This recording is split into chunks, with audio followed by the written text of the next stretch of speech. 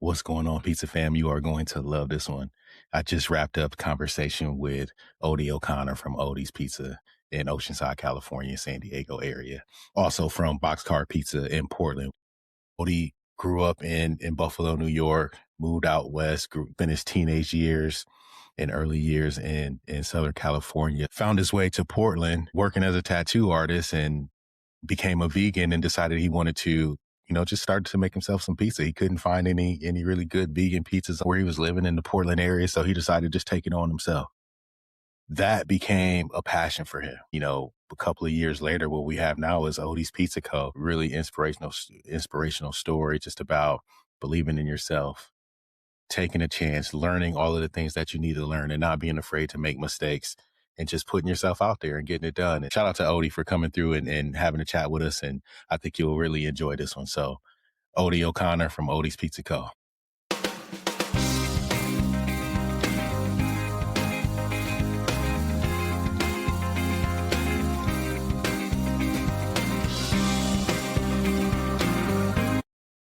We don't have to go get all formal.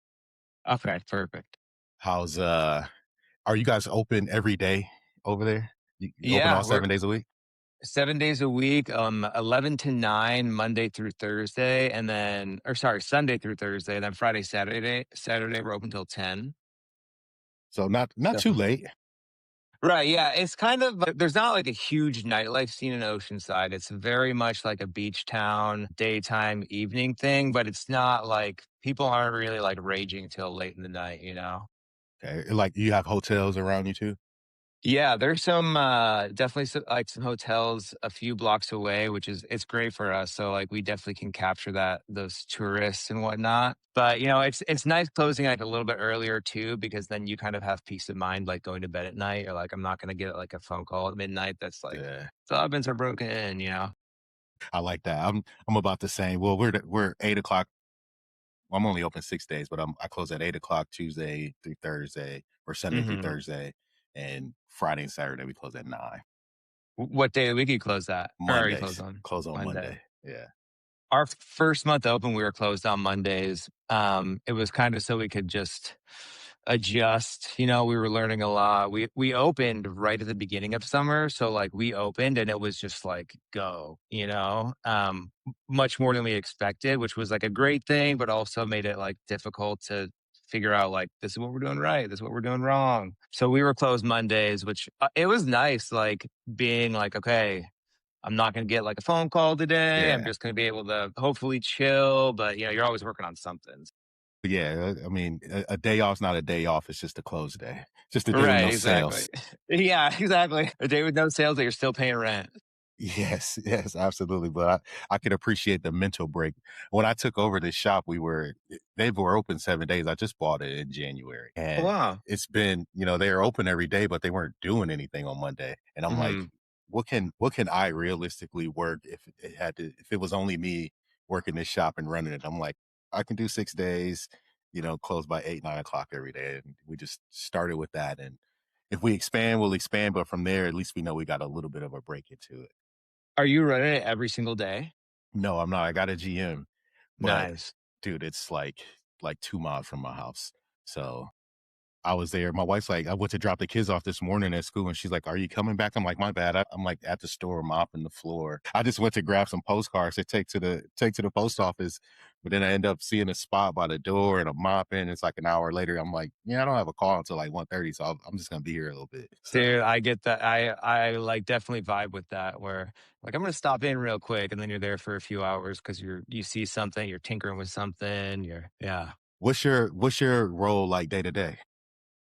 So, at my spot up in Portland, Boxcar, my day to day there is it's super hands off. We opened up in 2020, and I got like a great GM running it. That's a really small shop, though. It's 535 square feet, so we only need about two people at a time to run it, which is great. Nice. Down at Odie is in Oceanside. My role day to day when we opened, I was very much we're coming up on our 1 year anniversary in about 10 days now, actually. Congratulations.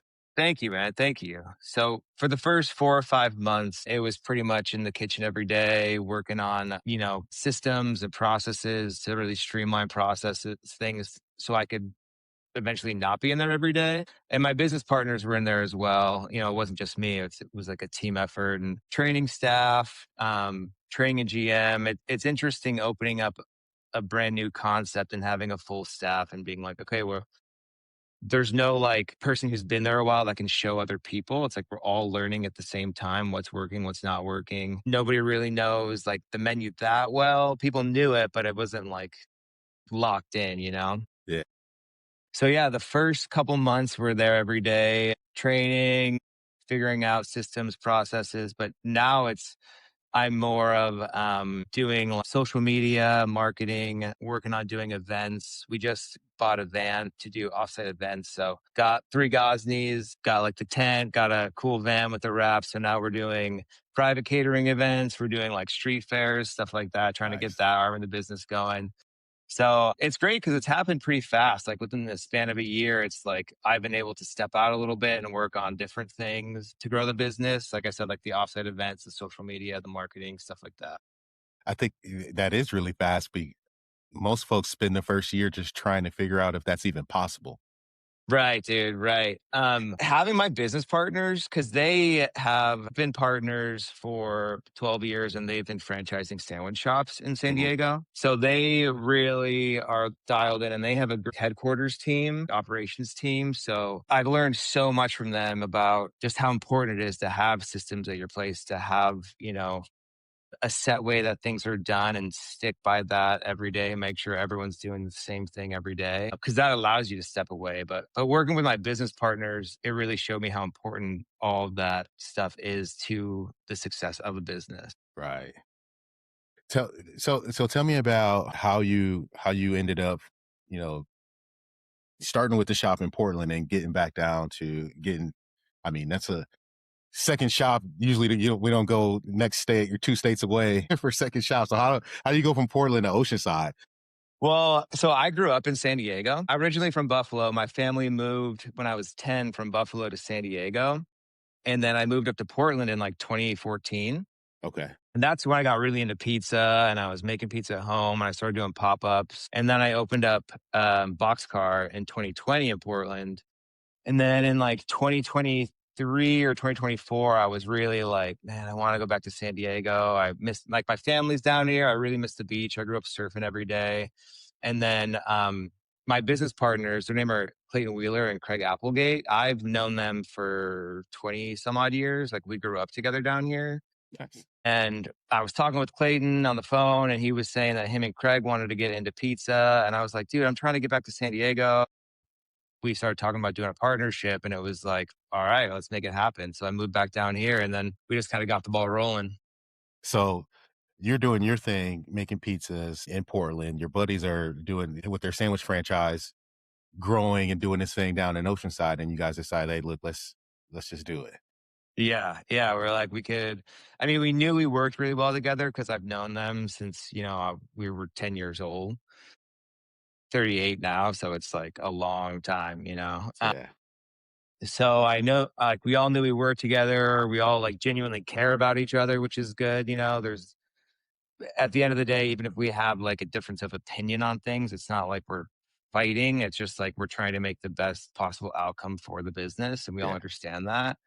Yeah, the timing was amazing where I was like, man, I really want to get back down to San Diego. And they were trying to get into pizza. And it was just kind of like serendipitous. Was it scary knowing that you were gonna move away from the shop that you built there with Boxcar?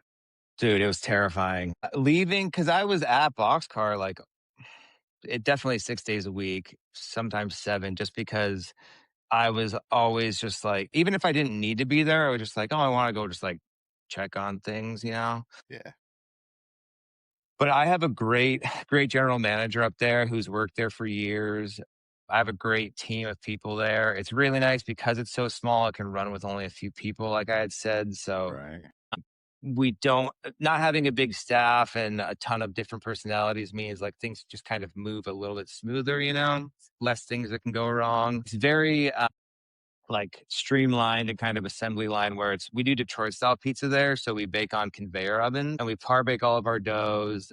All the ingredients are measured out. So before I left, I tried to make it like as like foolproof as possible, where it's like remove all the questions an employee can have in the day-to-day operations. So then I can feel like comfortable leaving. I still have bi-weekly meetings with my general manager and my management team down there. And we have an outside accountant.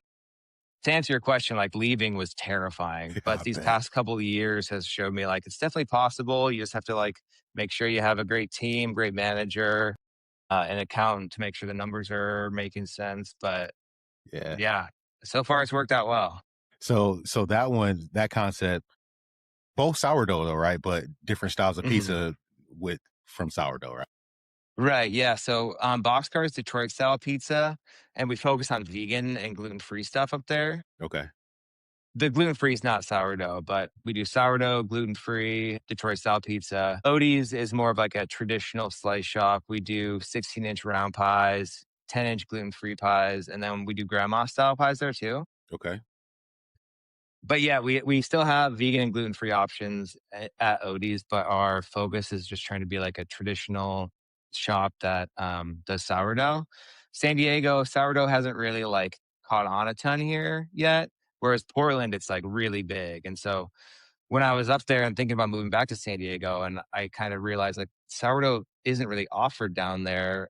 And I was talking with Clayton and Craig, my partners, on it. I was like, dude, this would blow. I feel like this would do really well in San Diego because it's people are health conscious and like focused on their health, but it hasn't really caught on. So if we brought it could be pretty sick. And it so far it's worked out really well. So what made you decide to start with sourdough, gluten free, vegan options in pizza? Because it's almost the hardest path to start from. Dude, it is like at the time I was actually vegan myself, and that's how I got into making pizzas. So I was making, pizzas in my backyard and figuring out like how to make vegan pizzas good, trying my hardest doing that. And I started putting pictures on Instagram of pizzas I was making. And then my friend was like up in Portland, he was like, dude, we're having a party, make pizzas here. And then so I went there and I made pizzas and they were received really well. So then I started doing pop-ups from there. I was like, oh, this is something I can do, At the time I was actually tattooing for work. But I was trying to find a way out of that. And I was like, making pizzas is fun. But I was focusing on vegan stuff. And then when you get into like the vegan category or like a kind of like a dietary restrictions, I found out really quick that there's more likely people to have more dietary restrictions in there. So like I got a lot of people asking about gluten-free stuff. Then was like, okay, let's figure this out. So we make the gluten free dough there, and people are really stoked on it. And in Portland, a concept like the vegan scene in Portland is huge. So it's like Boxcar can do well there. I don't think it would work in every market. Like the big cities like Seattle, I'm sure it would work. I bet New York City, it would work, maybe Chicago, but it has to be a certain type of market for, Yeah. in my opinion, for like a strictly vegan spot to work. Yeah, I think solely vegan is very difficult to execute. Do you have to be do you have to live a vegan lifestyle to really run a vegan based business? At the time, I was vegan. I'm not anymore. And I definitely felt like, I mean, it was important for sure because it was important to me. If I were to open up another pizza shop, I mean, I opened up a pizza shop a year ago, but I wouldn't open just another strictly vegan pizza shop. I'm not vegan anymore, so it would feel sort of inauthentic to me. Understood. But, and that's just not where my passion is anymore. It's like now my passion is for sure like getting Odie's, growing it, and just being the best pizza shop we can be. I'm really fortunate to have Boxcar because it allowed me to move down here. But eventually, I'm gonna sell it to one of my employees is really interested in buying it. My general manager, so we've kind of chatted about that, and he's vegan and he's really passionate about it, so it makes sense. I don't think you necessarily have to be vegan to open up a vegan place, but I feel It like if helps you're you gonna do day it to day. well, Yeah, yeah, if you're gonna do it well, you have to really care about it. understood. I mean, I just nothing against the I don't even know how to say it, but I think that is really cool but I know that it's really hard. And for non-vegan eating folks, it's hard to get them to cross over, right? Like Totally. I've tried vegan pizzas or vegan options. Like we all go to the shows. I just seen you in Vegas too. You go to some of these booths and you try some of the like the vegan options, and it's like, I would never eat this. But Right. It's not as good. but that doesn't mean that it's not good. It just hasn't. I don't know. I don't even really know what I'm trying to ask there. It just I know that it's hard. I know that it's hard to do it really well. So when you live it and you do it, I think it makes a difference. Totally. Something I'm really proud of at Boxcar is we get a lot of omnivores that come in and are like, I just really like this. But we do also, especially when we first opened and people didn't know about us and they would come in the door, because it doesn't say vegan pizza on the front. It's very obvious, like on the menu and everything, that everything's vegan, but it just says Boxcar Pizza out front. So people come in and then they realize, oh, it's a vegan spot, and immediately walk out. A lot of people who are omnivores in the beginning, we would get feedback that it's like, it's good for vegan pizza. It's Right. not as good as, regular pizza or dairy cheese pizza with real meat and whatnot. And I get that, now that I'm not vegan anymore, it's like, dude, it's really hard to replicate a really good mozzarella cheese. It's really hard to replicate quality pepperoni, sausage, stuff like that. Yeah. Vegan people appreciate it for sure. And I think that's why we do well, because we put in the effort, but it's just not going to be as good as normal pizza. Yeah. We won't clip that part up. Yeah. Oh man, I'm just messing around. I read somewhere that you actually had a fire on the truck. You started with a truck and you had a fire with it on the Yeah. truck or during service? So we had my first pizza business was called Baby Blue Pizza. And I opened that in 2017 or 2018. That's what I was doing pop-ups under.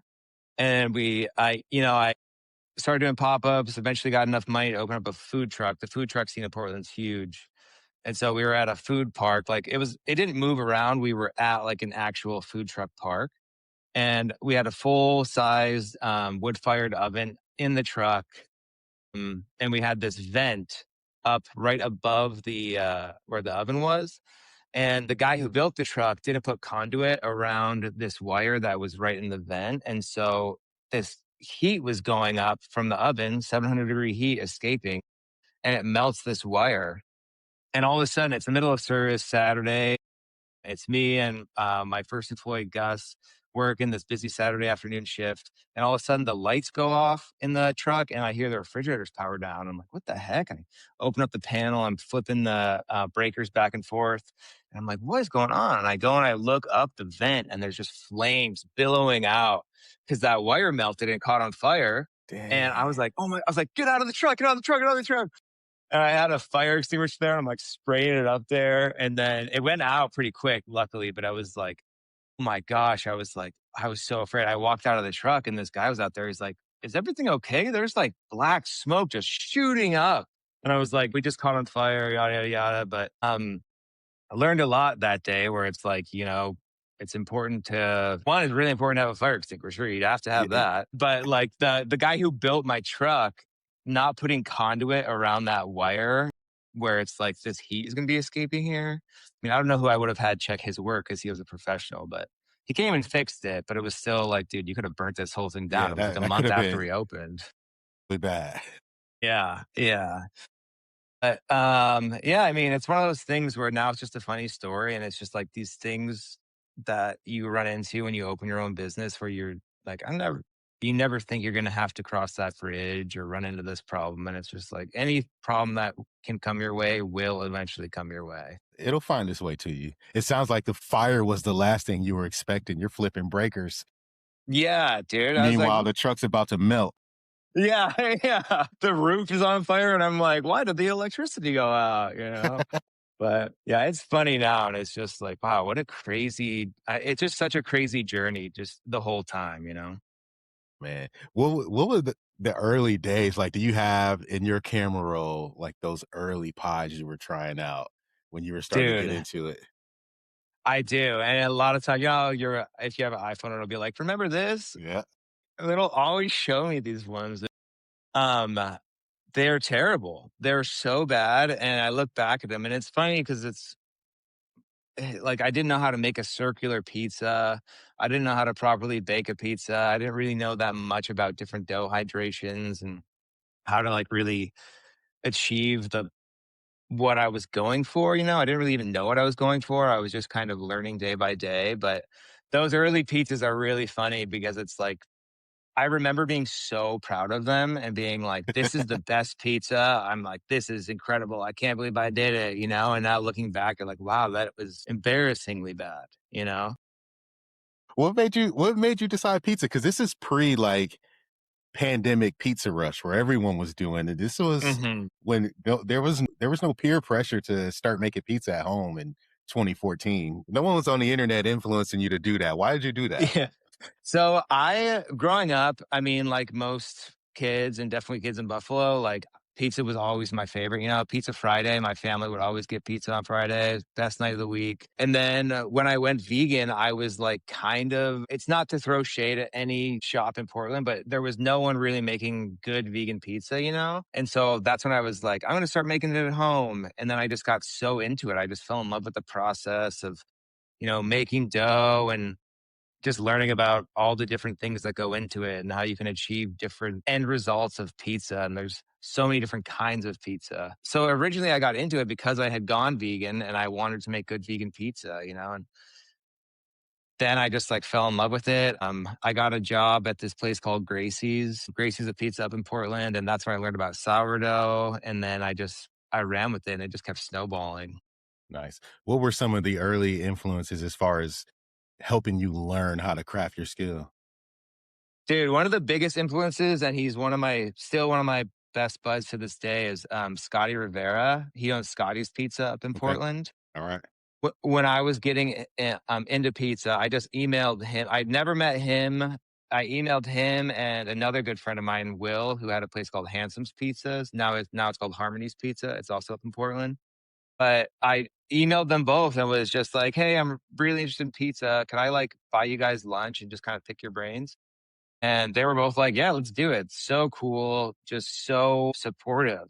And I didn't know what to expect because it's like I'm telling these pizza shop owners that I want to get into pizza. Like, are they going to be like, stay in your lane, you know? Yeah. But they were so just like helpful and we're still really good buds. We still text all the time. When I go up to Portland, a lot of times I'll stay at Scotty's house, you know? So I would say Scotty, Will, this guy, the guy who I worked for, Craig Mililo, who owns Gracie's a Pizza, huge influence. Portland is a huge pizza scene and it has so much good pizza. And I feel like the rest of the country is kind of finding out about it. It was like definitely a secret for a while, but a Pizza Shoals is another amazing shop up there. There's a lot of people trying really hard and doing really amazing things. So it's like, you know, that just raises the bar. Yeah. But top influences for sure, Scotty's, Gracie's, Harmony's, Red Sauce, Pizza Shoals, all these Portland spots that are just like so dialed.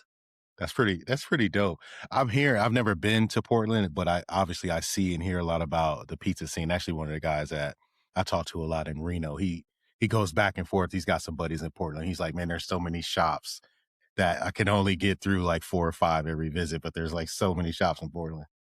Dude, it's tough to hit them all. You know, there's actually a shop. I don't know if it's in Tampa. I know it's in Florida. I just found it. It's called like Buck's Coal Fired. He's down on the other side, like Fort Walton, but yeah, Is about that 3 far hours from here. away? About 3 Okay. hours from here. He does some really good looking pizzas. He's a wood Yeah. fired and he's super creative with it. Yeah, yeah, and his social media is great too. He did that, Yeah. like, Yeah. making a pizza every day until Dave Portnoy comes in, And and then guess who walks in? I know, it's crazy, right? Yeah. But the good thing about him is you know that when Dave walks in, you better make a good pie, and they do a good pie all the time, from what I can tell. Totally. I haven't been, but I do see his social, and it's blowing up. And he gets his team Yeah, involved, which I love too. totally, totally. Yeah, he looks like he's doing an amazing job. I'm definitely interested in I've never been to Florida, but it seems like there's definitely a pizza scene there. It's growing. It's for a while, it was like, if you want good pizza in Florida, get on 75 and drive as far away as you can. It's like, that was like the running joke. Like, where do I find a good pizza in Tampa? Like, get on 75, drive north for 16 hours and you'll get one. But now there's, because of guys like Portnoy and, Hmm. social media and all of these different things that a lot of shops get highlighted now, and I think is good. Yeah, Oh, and I love that about, like, social media too. It's like there's this sort of pizza renaissance happening over the past you mentioned it, it kind of felt like it hit at the pandemic, but it's really elevating it, and with social media, it's not just like, New York City was thought of as, like, the pizza spot mhm. in the United States, but now it's like, dude, you can go to, like, pretty much any city, and there's gonna be a good spot there, in my opinion. Yeah. Now, a lot of guys will say that's because someone from Brooklyn came and made pizza, and now it's Right? Yeah. And maybe that's true, I don't know, who knows? I'll just kid. I gotta throw Yeah. a jab at all my Brooklyn friends, but no, I love it because there is great pizza just about anywhere, and it gives you something to do and somewhere to go. Having a family, like Mhm. I have a young family, so we travel, and we know that wherever we go, we're gonna go try to find some pizza. Yeah. I mean, the community is so cool. It's like going out to, like, the expo and, running into you, and it's just like, "Oh, hey, what's up, man?" And it's like everyone's so friendly, and I feel like there's not, like, this whole idea of, like, secrecy or, like, "This is my recipe, and I have to like, only I can be successful," It's like this thing where I feel like people genuinely wanna see their friends succeed and just Absolutely. build a community, I love it. It's like that's one of the things that made me real passionate about it. I agree, and it helps you really keep going, and one of the reasons behind, doing things like this podcast is the community supports the community so well. Mhm. Running to you in Vegas was pretty cool because you were actually competing. How did that go? Mhm. Dude, it was fun. It was my first year competing. I was, like, really nervous, to be honest with you, as What'd you I make? didn't know what to expect. So, I was in, the traditional, category. Originally, I wanted to be in the non-traditional. That one fills up pretty quick, though.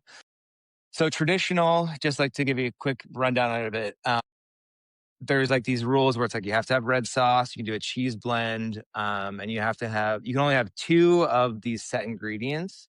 But if you have like multiple styles of like mushrooms or multiple styles of onions, that only counts as one ingredient.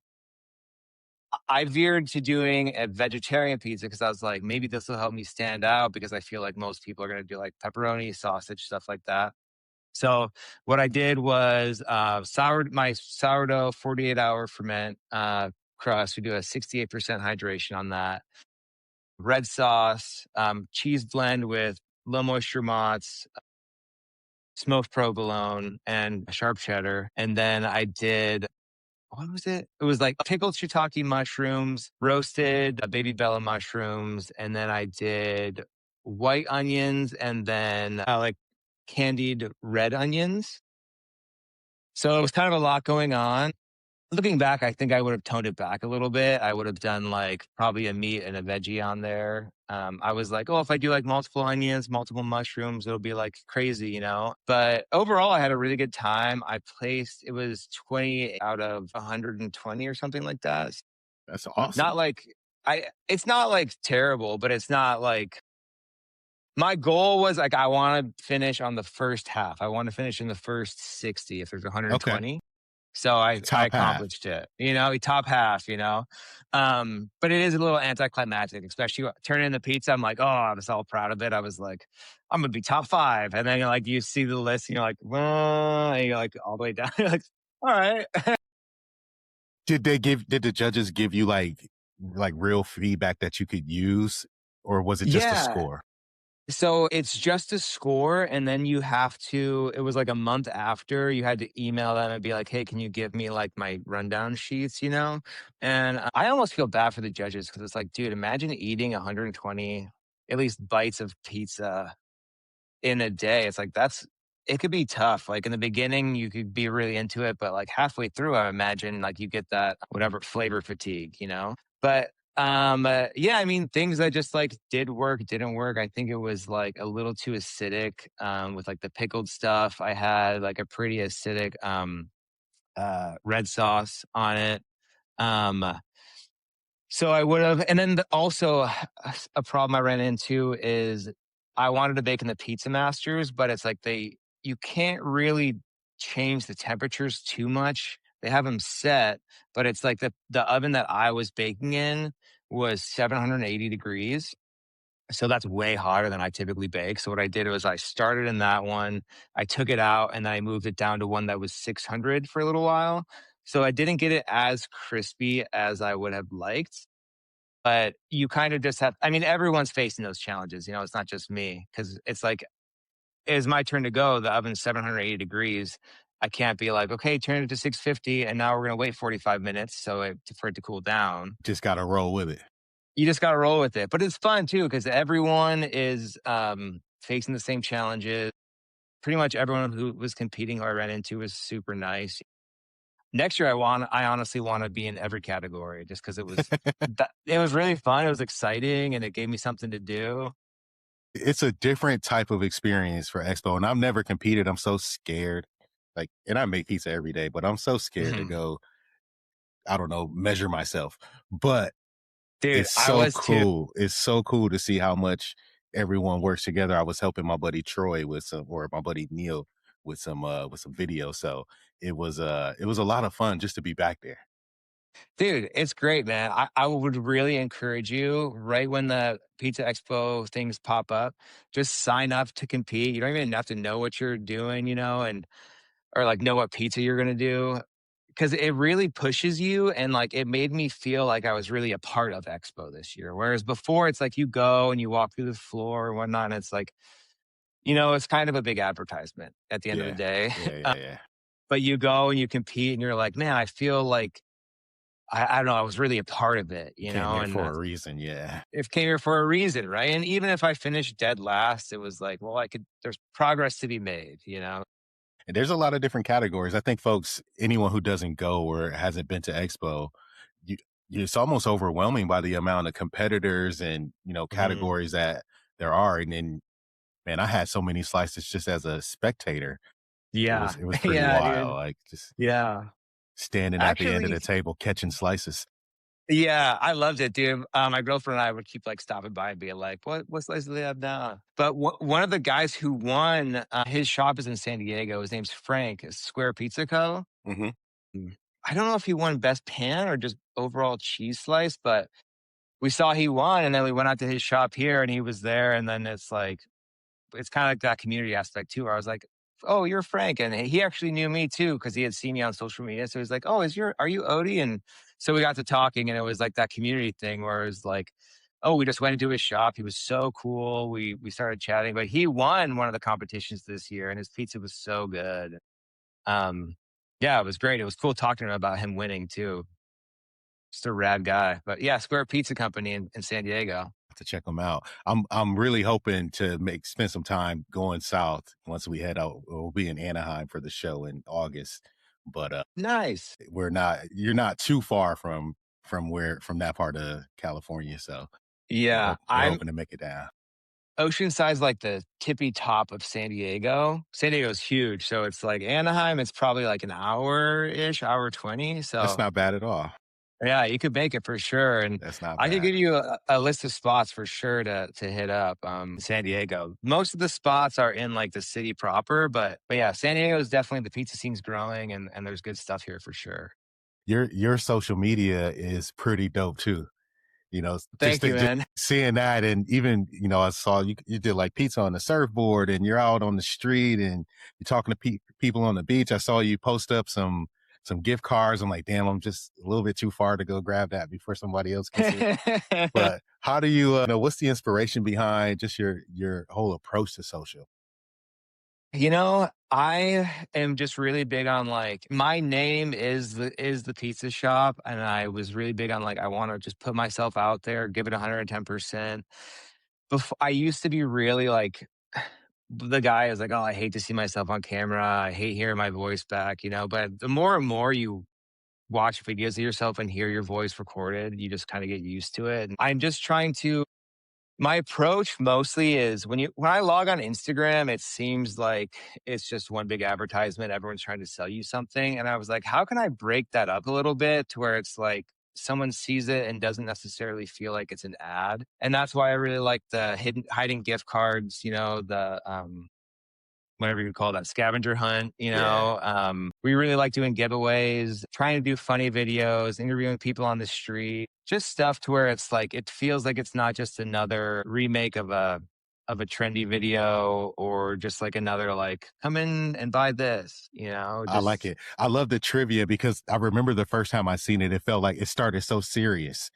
And I thought, and I'm thinking like, this is going to be so serious. And then it's just like, oh, okay. He's giving thank you. what a great way to give away, like just to give back. Yeah, thank I you, think, man. I Yeah, think it's we fun. try not to be too. Thank you, dude. Yeah, we try not to be too serious about it and try and make it like super lighthearted. But yeah, that approach and make it super approachable. No wrong answers here. Exactly right. Yeah. So you said that most of the shops in, around San Diego are, within the city, but you guys decided to take the route of being on the beach and near the beach. Was that a strategic move, or was it based on where the real estate was available? Like, how did you guys decide that being beachside was going to be the place to go? So we were looking at a bunch of different areas, but we really wanted to be in North County. That's where we all grew up. Grew up surfing. I grew up skating, like right by where the shop is actually. And it was also like what real estate is available. We were looking at a ton of different spots basically over the course of the year, but we were being really picky because it was like there were certain things that we wanted to have. Like we wanted to have a patio. It had to be a certain square footage. It had to, when we got into lease negotiations with the landlord, there had to be certain TI dollars. So we were looking at all these different spots. We were actually in lease negotiations with this different spot, but the landlord was it was a new build, and then he was trying to shave off some square footage of our location, and we really didn't want that. This spot that we ended up in popped up, and it's a second gen spot, and the location's incredible, dude. We're like 2 blocks up from the beach, and we went and looked at it. And that day we were like, all right, let's get this one 100%. We are expanding. So next year we're going to be opening up a location in San Juan Capistrano, which is just a little bit north. It's like South Orange County. And so we have criteria for that where it's kind of the same idea where it's like we want a patio. We want about 2,100 square feet, 2,100 to 2,500 square feet. Typically, we're looking at like shopping centers that have like a big anchor tenant, or whether it's like a big grocer or like a really big brand that people know of. Drive some Looking traffic. for, Yeah.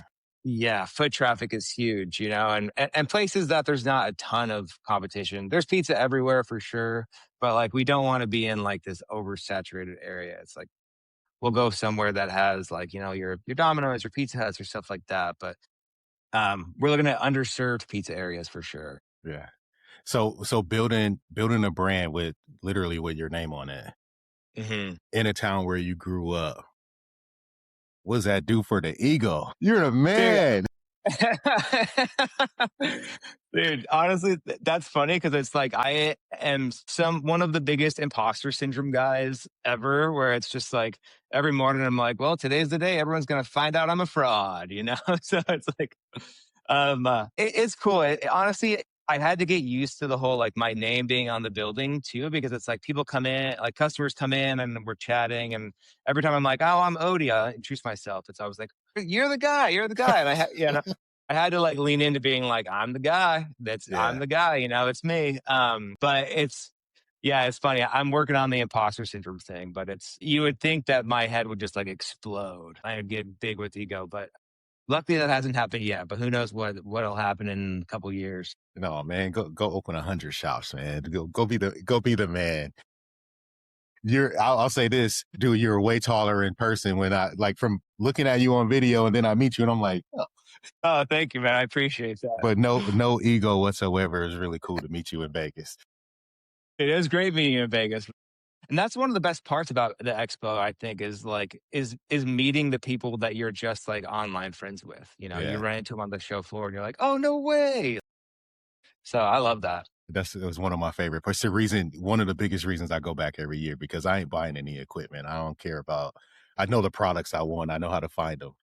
Totally. I rarely discovered like new things at shows, but it Hmm. is it is always about the people. Dude, 100%. I'm the same way. It's like if I knew that everyone wasn't going to be out there, I probably wouldn't go, But it's fun because of the people. It's the people who make it what it is. 100%. So it sounds like we know what's next for Odie's Pizza Co. Another second location. What's beyond that? So we're well, before the second location opens, I'm still working on dialing in like all the processes at the flagship store, just so it's when we have two locations, it's not like I'm running back and forth between stores, you know? And then in the meantime, I'm still working on getting like the catering side of the business going. That's picking up steam, which is great, getting into summer. So yeah, growing the brand, keep doing the social media, catering, and then continuing to open up spots. We're actually taking on some investors and doing a five-store deal over this next couple of years. So we should be opening up five stores in about over the next like 2 to 3 years, which is exciting and scary, but I'm Yeah, looking forward to it. that's pretty dope. Do you guys have Easy Cater out there in San Diego, or are you like, how do you sell your caterings? Mostly through social media and through like our email list and stuff, and just letting people know that we're there. I haven't heard of EasyCater. What's that? Easy Cater is like, it's like Uber Eats and DoorDash for catering, but Whoa. with $400 tickets instead of $40 tickets. That's awesome. I'm gonna check that out. I don't think it's here, but If it's there, I would check it out because it's worth the commission. I mean, and you can obviously price the way that you need, but it's a great way to get it out, to get the name out into the catering world. It's widely used, like here, widely used by like medical sales reps or office managers and folks that just want a marketplace to order something simple and easy, and they can order catering that's delivered. mhm. I love it. I'm a big fan of Easy Cater, and I don't. They need to sponsor me. They don't, but They should, dude. I'm surely a fan of what they do because it helps close some of those gaps, especially from a sales perspective. Dude, that's awesome. We have like a catering manager who she works for my business partners brand or like their restaurant group called Blacktop Restaurant Group. So she does it for Odie's, but she also does it for Board and Brew, which is their sandwich shops. And she'll go around to businesses, pass out flyers, pass out her business card, and try and grow it. I didn't want to forget about mentioning KK when you asked about the catering, and that's her Yeah, name. So yeah. Shout out KK, our shout out to KK. catering manager. Yeah. She's making it happen. Yeah, she's making it happen. Oh, I love that. What's we didn't really talk a lot about just Odie's Pizza in general. What's unique about what you guys do, other than we know the sourdough is Mhm. a big deal, sourdough crust, but what's unique about So, yeah, like you mentioned, like our main driver is the sourdough, but I wanted to take this approach where it's like some people take pizza so seriously, where it's like there's the whole, pineapple versus no pineapple. Some people like Prince Street is really big on like there shouldn't be ranch on a pizza, you know? it? Yeah, Our approach is like everything has its time and place on a pizza. We love doing like limited offerings where it's like, oh, we're doing up at Boxcar. We did like a Nashville hot chicken pizza. Anything that can be like a sandwich or like a taco is really good on a pizza. yes, We are neighbors with a taco shop, and we did a birria pizza, a birria special a few months back, where nice. we had their birria on top, and you would dip the pizza into the consomme, like the side of consomme they serve. Like it was so bomb, and so we're just really big on community and like a rising tide lifts all ships, and doing collaborations with other local businesses and try and get the word out about both businesses, and but yeah, our approach is there are really no rules to pizza, and everything has its time and place on a pizza. Heard that. Any of the neighbors ever ask you to handle social media for them? People have asked like about being in videos, and like a lot of people are like, "Oh, I love what you're doing," and it's so funny to me because it's like really all you have to do is just record yourself doing something and put it on social media and do that over and over and over again. It's like I'm not really doing anything. I'm not inventing anything new. I'm just like making a point to be like I'm doing these videos this week and planning it out. So it's like really anyone can do it. It's just about like doing it. You make it sound easy, but you got really smooth transitions, good intros, good outros on the videos. The background music hits just right. Those are the things you learn over time too, though. Yeah, for sure, dude. And I mean, I have this dude Jordan help me. He films them and he'll edit them too. So it's like, and we pay him, so it's like it's worth its weight in gold with like those professional videos. Sometimes I'll just like record on my phone and post something, but it's like we pay him. And so if someone's looking to get like level up their social media game, it's like, dude, pay someone who knows how to record and how to edit, and it makes your life so much easier. And it's just worth its weight in gold. That's good advice. Spend a little bit of Mhm. money and do it the right way. Yeah, for If you sure. can. If not, then just turn the phone on and do it. Right. Any way you can. It's like there's no wrong way. Yeah, just put it out. There's someone told me a long time ago, you can never have you never have the wrong message for the right person. It'll I be like that. it'll hit whoever it needs to touch, or it'll touch whoever needs to touch it in the moment. So it's not always for everybody. 100%, 100%. And be all right with the fact that, like, when you put yourself on social media, there are going to be people, these anonymous accounts that comment on your stuff and they're like, you suck. So it's just don't take it too seriously and don't listen to the haters too much and you'll be fine. No, man, it's just a pizza shop next door. Yeah. Oh man. Odie, you're a lot of fun, bro. So what's your favorite, what's your go-to pizza toppings, your topping combination for the pizza you're taking home? Man, that's a good question. I've been really into pepperoni, pineapple, jalapeno recently. That one's super bomb. That's really close to mine. What's yours? Pepperoni, pineapple with banana pepper. Dude, that's fire. I love like the tweak in peppers too, where it's like the Yeah, banana peppers, green chilies, those are another great pepper. But yeah, I mean, you can't go wrong with that like salty, sweet, spicy, right? not in my opinion. Hmm. Yeah, I love it, man. That's a lot of fun. Something you've made that sucked, and you thought it was gonna hit the menu, you thought it was gonna be great, but no one liked it but you. Dude, that's a good question. I will say sometimes we'll do specials that I'll be like, this is going to be the most popular special ever. And I love it. And like, it doesn't really hit. What is something that has been terrible though? So when we opened, we did these things called pizza pockets, where it was basically like our dough, but we stuffed it with cheese or cheese and pepperoni. So you could either do cheese or cheese and pepperoni hot pockets Right? or pizza pockets, we call them, and we fried them. But it was really hard to do those at scale to where it was like a lot of times they would come out, the cheese wasn't fully melted in the inside. So it was like you were getting like raw cheese sometimes. And so that was really hard to do like effectively and do well. If you're just doing those in your house, it's easy. But it's like when you're doing that in a restaurant during dinner service, it was like almost impossible to do it consistently. So those came off the menu a few Pizza months ago. pockets. Pizza Yeah. pockets. We tried, didn't work. We tried, it didn't work, and we took them off the menu, and honestly, so happy to not have that stressor in my life now. That Uh, and the fryers, I'm sure, are very appreciative of not having cheese running through them. dude, cheese and then flour, the Yeah, the, uh, the oil lasts a lot longer. Yeah, they were a headache, and they were not worth their weight, so heard that. Heard that. If you could give someone some advice, someone's in their kitchen like you were 2013, 2014, trying to figure out a path into the pizza business, what advice would you give? I mean, the biggest thing is just to show up every day. When I was starting, my goal was like to do one thing every day for the business. Some days it's big where it's like, oh, I registered my LLC today. And some days it's small to where it's like, I just either made a pizza at my house or I posted on my pizza shop's Instagram or like my pizza Instagram, whatever it is, if you don't have a shop yet. Just do something every day and then just know that like when you are feeling like crap and things seem to be really going wrong, that is most likely happening for everyone. And it's like this too shall pass. And it's like the bad times are going to pass, but also like the good times are going to pass too. And it's just keeping an even head and just making it through. Great advice. Do one Thank thing, you, just man. keep it moving forward. Yeah, keep it moving forward, one foot in front of the other. All right, man. Pizza or a wave? Pizza or a surfboard?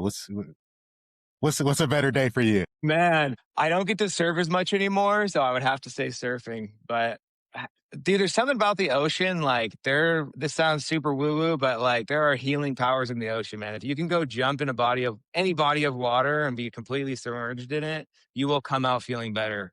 So surfing I mean, there's something about it, man. We don't get waves like that here in Florida, especially in the Gulf, but a little bit on Hmm. the ocean side, but you don't see much surfing here. More kiteboarding, more paddleboard Uh huh. life over Dude, here. The world's best surfer ever, though. Kelly Slater's from Florida. So, Really? yeah, yeah. Kelly Slater. I don't know what part of Florida he's from. It's probably a part that actually gets Probably decent get some waves. waves. Yeah, Yeah, but he's from Florida. Best surfer to ever live. heard that. All right, man. Well, appreciate your time. This was really good. You gave some great advice. You got a great story. There's so much we didn't even get a chance to touch on, man. But I won't keep you any longer. Thank you, Odie. Tell us where to find you, where to find the shop, where to follow, where to tap into some of the content. So, our Instagram is the best way to follow us. At Odie's Pizza is the one in Oceanside. At Boxcar Pizza is the one up in Portland. I have like a pizza Instagram. It's at Young Parmesan. Young But yeah, Parmesan.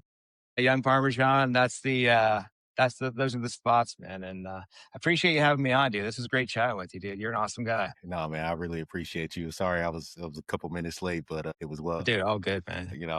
This was a really good chat. I appreciate it. Yeah, man. It was great talking with you, man. Great knowing you. Yes, sir. Hey, hang out 1 second. Let me hit stop. If you've gotten any value out of this episode or any of our other episodes, I need you to do me a favor. Go leave us a review. Every review on Apple, every 5-star rating on Spotify helps this show find more operators just like you and helps them get that same value that you're taking away from this episode. And as a thank you, anytime somebody leaves a review, sends me a screenshot, just DM me a screenshot of your review, I'm going to send you a free gift, something awesome, something cool. I'll send you a gift, whoever leaves a review. That's the challenge. Go leave a review, DM me a screenshot of it, and then I'll get you something. I got you something special from your boy. Now let's get back into the episode. Peace.